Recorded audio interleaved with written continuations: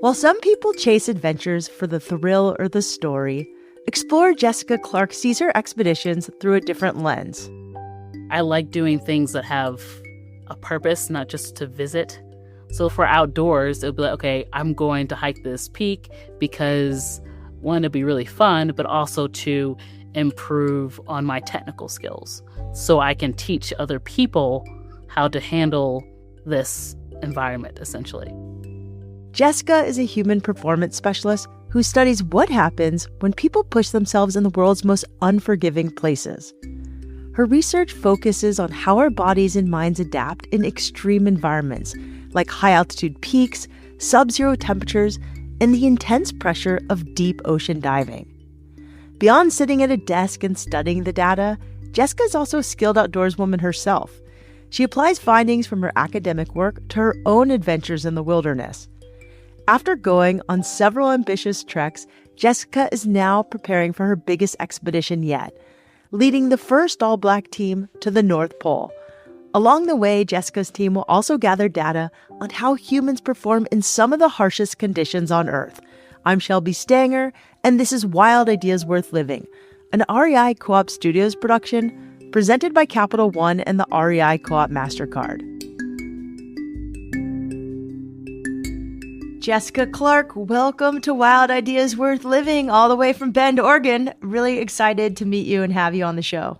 Thank you. Thank you for having me here. It's a pleasure. Yeah, you're like so many things. Mountaineer, you're interested in performance. How did your relationships with the outdoors look growing up? Did you know you wanted to be an explorer when you were a kid? Yes, actually, I did. My parents made fun of me quite a lot when they asked me, what do you want to be when you grow up? And I said, I want to be an explorer. And like, well, that doesn't really pay the bills. But, and we didn't know anybody who were explorers. But I was really inspired as a kid reading encyclopedias and looking at atlases. You know, when they had the paper atlases, you had to go to the library to look at them. So it was always a big treat going to the library or going to a bookstore just to look at maps. And I would look at different parts of the world and say, man, that'd be cool to go there. I wonder what they eat here, or I wonder what the mountains look like here. And when I was younger, I had asthma. So I wasn't able to move as well as most people when I was younger. So for me, running 100 meters would be extremely hard for me to do. At the end, I would just be pretty much passing out. And every night I had to be on one of those respirators for a very long time. And while I was like on like the respirators, like I would watch movies, and I would always watch Jackie Chan or like all the movies about traveling and adventure. And I was like, you know what? One day asthma's not gonna hold me back, and I'm just gonna keep going. So that's kind of something that's really been I call it my wall, to really move me forward to do these activities. There were two things that helped Jeska overcome her asthma. First, she noticed that the more she engaged in cardiovascular activities, the more her breathing improved. She took up softball and fencing, and it made a big difference for her health. Second, Jeska learned that she was allergic to deciduous trees. Luckily, she moved to Arizona for college, and the dry desert air was a much better environment for her. At school, she also dipped her toe into the world of outdoor adventure, and she started to realize that her childhood dream of becoming an explorer might actually be possible.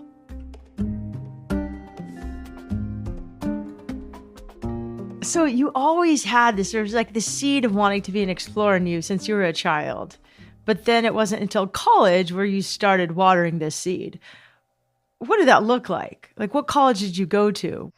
Yeah, I went to Arizona State University and decided to go there because they had a good Arabic program and they had a fencing program. So I was a fencer in high school, and that's one of the schools that had a great fencing program. So I went over there, and then while I was fencing at ASU, I joined an outdoor club, and I met some amazing people, and I just delved first into climbing, and then that grew to cycling. So then I would switch between fencing, rock climbing, and then cycling, and then later on backpacking. Wow. Okay. Do you remember your first time climbing? Because fencing is pretty closed off. It's like you and another person in a room. And then you go rock climbing. Do you remember that first experience and what that was like? There's definitely a lot of contrast between fencing and rock climbing, but there's also a lot of similarities. So with fencing, you have to focus on your opponent, but then, rock climbing, you have to focus on yourself and nature. It's just a different shift in focus, essentially. The similarities are more on the technical side, that technical aspect of like ropes or getting up to the top of the mountain. But my first time rock climbing, I remember it was very exhilarating. It was very fun. I felt like I didn't know what I was doing. But it was definitely worth it when I reached the top. I was looking around, but then I was also very anxious about going back down. But it was very rewarding and beautiful at the same time. After college, Jeska prioritized adventure over a traditional career path, taking jobs that let her travel and explore the world. She went hiking in the Himalayas, scuba diving in Thailand, and learned to ski in Tahoe. With each new adventure, Jeska became fascinated by how people thrive in extreme, high-stress environments. She wondered what differentiates those who succeed from those who break under pressure. That curiosity led her back to school to study human performance. Jeska's studies use psychology, physiology, and engineering to look at what happens when we hit our limits and how we can push past them. So human performance specialists, they take the psychological and physiological constraints that are in a given situation. So for me, it's extreme environments, polar, Arctic, desert, underwater, and then designing a program to help people in that environment to overcome their limitations. Here's a more tangible example. Let's say Jeska is working with a scuba diver who has severe claustrophobia or anxiety in confined spaces. She creates a controlled simulation, like a Minecraft environment or a virtual reality, where they can learn to recognize that rising panic and respond to the warning signs right away. By using breathing techniques and grounding exercises, Jeska can help the participant either stop the anxiety before it begins or move through it faster. Jeska has experimented with some of these techniques on her own adventures too. Several years ago, she started going on more technical mountaineering expeditions. What was your first major expedition? My first one was Mount Baker in 2020. It's a mixture of backpacking, and then all of a sudden you're above the tree line, and that's when you have to go up and start doing the technical rope climbing. At first, I was unsure about how I would feel going up a lot of elevation in a very short amount of time, but my body was able to handle it pretty well. And then I did Chachicomani and Illimani. Those two mountains are in Bolivia, in South America. And with Chachicomani, when we were there, it snowed the first day we went there, which is not ideal for mountaineering. It's because the snow is very deep. And it's all the way to I'm not very tall, but it was all the way up to my waist. And you're just trudging through, and it felt very miserable. and very exhausting. So Chachicomani is above 17,000 feet. Holy cow. And that was one step in front of the other, being very careful with your breathing. I think one time I wasn't sure if I was going to make it up there, because every time you go to elevation, it's not necessarily the same. So sometimes you might go up to like 20,000 feet and be okay, but then you might go to 14,000 and not be okay. It just really depends on your hydration levels, and it depends on what you did the last day or how much sleep you got. But Chachicomani was definitely a struggle, but we made it. What did you learn from your expeditions that made you want to just keep going? I think one thing I loved was the technical aspect of it. So from, my fencing background and from other activities that I've done, I've really honed in doing technical activities. And I liked going up the mountain, roped up to everyone and using crampons and having ice axes. I thought that it was very exhilarating. And then being in higher altitude and moving as a team. And of course, the views were beautiful as well. Is there anything memorable you saw or just remember from one of your expeditions that just kind of kept you going? It's really being in that flow state, honestly. Being in that flow state and being outside and having great companionship is something that really keeps me going. I love inspiring other women and other African Americans to be able to go outside as well, because there's not that many women doing a lot of the things that I'm doing. Jeska's experience in the mountains and her studies in human performance prepared her for her next wild idea: to lead the first all-Black team of explorers to the North Pole.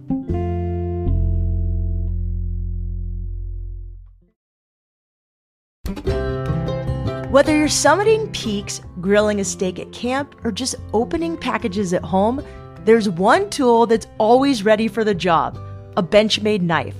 Since 1987, Benchmade has been making knives that anyone can rely on, from adventurers to craftsmen and more. With a factory located in Oregon City, Oregon, Benchmade is all about premium materials, precision artistry, and their awesome Life Sharp service, which means free lifetime sharpening on every knife. Yep, free for life. From the ultralight bug out to the iconic Osborne, Benchmade's lineup is built for performance. And if you're a camp chef or backyard griller, the station knife is your new best friend. It's a versatile blade ready to slice and dice ingredients whenever inspiration strikes. So wherever you're headed next, stay sharp, stay ready with Benchmade. Shop now at rei.com or at your local REI co-op. That's rei.com, or stop by your local REI today.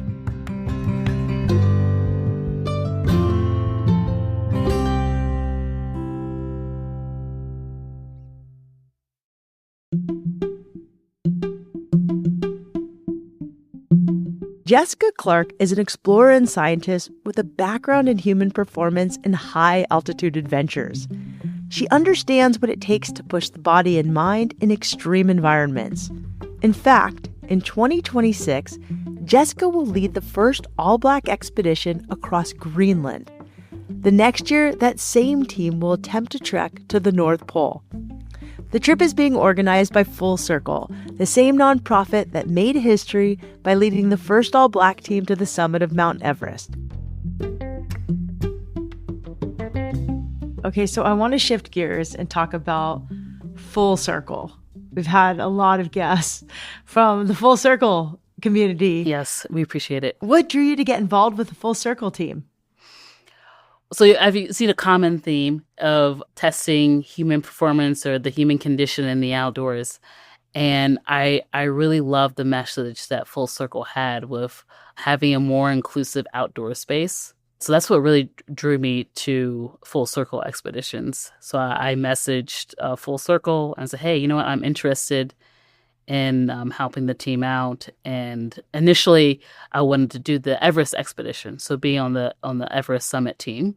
But that was the time where I was in graduate school, and I didn't have time to be able to go. But I was on their support team. What year was this? And tell me a little bit more about what you did for them. 2021, 2022. Those are the years that I was helping out with the Full Circle Everest expedition. And how I helped out was with different debriefs of the team before and after the expedition. So coming down and say, hey, what are the highs and lows? Also, logistics-wise, making sure that everyone had what they needed before going up to Everest and up to Nepal. So you were instantly welcome on the team, which is really cool. You DM'd, slid in the DMs, and it worked. Yeah, it worked. Yes. And I've been with Full Circle ever since. So okay, so you started as a volunteer when they did Everest, and now you have an expedition coming up in 2026. Yes, indeed. Tell me about it. I mean, you got to be excited too. You sound all like nonchalant and humble, but you're allowed to brag on this podcast. I'm working on it. For my expedition, so next year we're planning, in 2026 we're planning to do an Arctic expedition in memory of Matthew Henson. In 1909, Matthew Henson became the first African American to reach the North Pole. He first began exploring in the 1890s when he was hired as a navigator by Robert Peary, a well-known adventurer.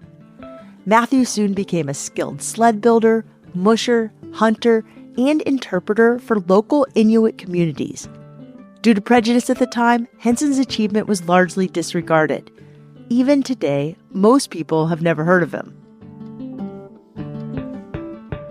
How did you find Matthew Henson's story? Like, where did it all of a sudden come across? I was reading a book on polar expeditions, and his name popped up. It was only like one sentence, and I was like, "Who is that?" And then I Googled him, and I was like, "Oh, this is interesting." And so I wonder if any African American team has gone to the North Pole like that. And then I did a search, and I didn't see anything. And then I was like, I wonder if an African American team went up to the North Pole in honor of him, since he's been such an influential person for polar travel. And I didn't find anything. And I was like, that would be cool if someone did that. I was like, well, why not that someone be me?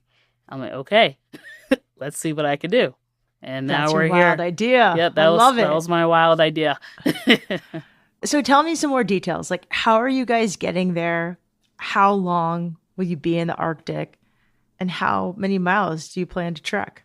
So there's going to be different components to this Arctic expedition. So as of right now, the North Pole component is going to be postponed a little bit because of geopolitical tensions that are going on. So we're going to Greenland first. With Greenland, we're designing a plan to reach certain places that Matthew Henson went to. To get to the North Pole, it gets a little bit more complicated. So once again, it depends on the geopolitical atmosphere when we're going up to the North Pole. But typically, you fly to the North Pole from Russia, and they go to the last degree, because we're doing the last degree of the North Pole. There's a runway that they put every year near the North Pole, and we would unload our stuff, and then we would ski up to the North Pole, which would be about 70 miles or so, and that would take about 10 to 12 days.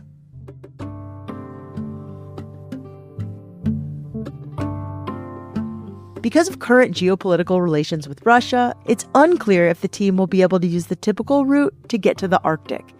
Either way, they will complete the expedition in 2 chunks. First, they'll trek across Greenland, then hopefully not long after, they'll embark for the North Pole. Preparations for the first leg of their journey are well underway. As part of her training, Jeska sought out help from one of the most well-known polar adventurers of our time, Erik Larson. Erik has completed more trips to the North and South Pole than any other American, and he's attempted many record-breaking expeditions. Beyond his own adventures, Erik also works as a guide and educator.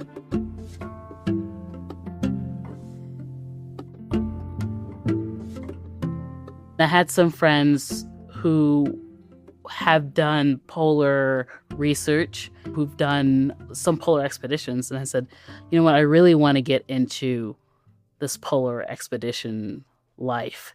And I think it would be great to have a team of African Americans to go up to the North Pole in memory of Matthew Henson. And like, well, you should talk to this guy, Erik Larson. And I would talk to Erik Larson, and then he was like, hey, you can come into polar training, see if you like it. I'm like, okay. So I did the polar training, and then I was like, you know what? I think I can be out here with you for about 2 months or so. Amazing. So he just like let you come hang out with him. Yeah, he did. How did you find your team though? Yeah, so during the polar training, there was a BIPOC scholarship with Erik Larson, and people all around the country were able to go to Minnesota to be able to participate in the polar training. So I was helping Erik out with that scholarship program, at least. Amazing. Going around. And then I asked some people, like, okay, hey, I have Matthew Henson's story. Who's heard of Matthew Henson, and is anybody interested to eventually to go to the North Pole? And some people said yes, some people said no. I'm like, okay, great. And from there, did a couple of interviews, and then they joined the team. What has your training and prep looked like? So we've been training in Minnesota. It's essentially the basics of polar travel. So understanding your systems and understanding what it's like to be in extreme cold. So Minnesota in the wintertime, we usually go in January, it can range between, minus 10 to minus 30, essentially, depending on like what the wind is and whatnot. So what we do is we have our skis on. So we're on cross-country skis, and then we have harnesses, and we are pulling a sled. For the training, the sled is about 70 pounds, but when it's in Greenland or the North Pole, it could range anywhere between 100 to 150 pounds. And so what we do is seeing what it feels like when we're skiing on sea ice, or I guess in Minnesota, it would just be the lake up there. So that's Hudson Bay. So we ski in the Hudson Bay for about a week or a week and a half, and then we come back. What does a typical week of training look like for you right now? Well, for me, it's spring, so I'm skiing a lot. So I would say 3 to 4 times a week weight training, 2 times a week skiing, 3 times a week cycling for about an hour. One of the best things that you can do to train for cross-country skiing is cycling. So cycling uphill or downhill, hiking, so having a 45-pound pack up a hill and going down. It's springtime now, so then I'm going to end up doing rock climbing and then backpacking 2 times a week. But the main thing is strength endurance. So that's something that I try to instill with the team, is having a quality strength endurance when you're in your training.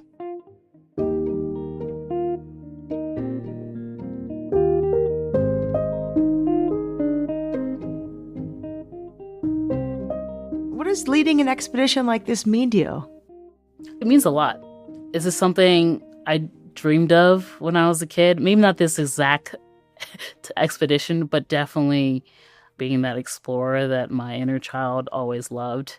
It means a lot that we can inspire different people to go outside and push their limits. And even though they don't need to go to the Arctic, it's still, you can go to your backyard or go to a park and be outside. I love that. What's been the best advice that you've been given so far about leading this big team on such a really unique and fun mission, but important mission? Be patient.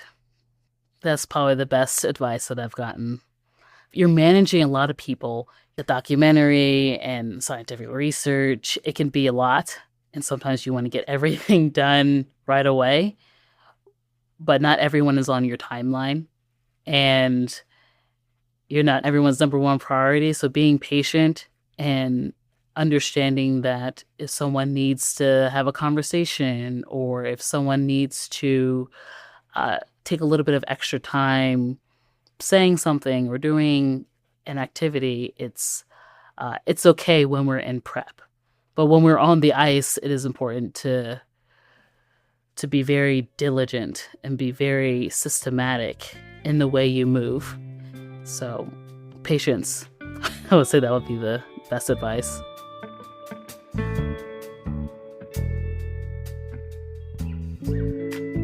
To follow Jeska and keep updated on her training and expeditions, follow her on Instagram at Clark_Jeska. That's CLARK_JESKA. There are 2 members of Jeska's North Pole team who have been on the podcast before, Dom Mullins and Eric Cedeno. Earlier this year, we also interviewed the director of Full Circle Expeditions, Philip Henderson. We'll put links to all of their episodes in our show notes. Wild Ideas Worth Living is part of the REI Podcast Network. It's hosted by me, Shelby Stanger, produced by Annie Fassler, Sylvia Thomas, and Sam Pierce-Nitzberg of Puddle Creative. Our senior producers are Jenny Barber and Hannah Boyd. Our executive producers are Paolo Motola and Joe Crosby. As always, we love it when you follow the show, take time to rate it, and write a review wherever you listen. And remember, some of the best adventures happen when you follow your wildest ideas.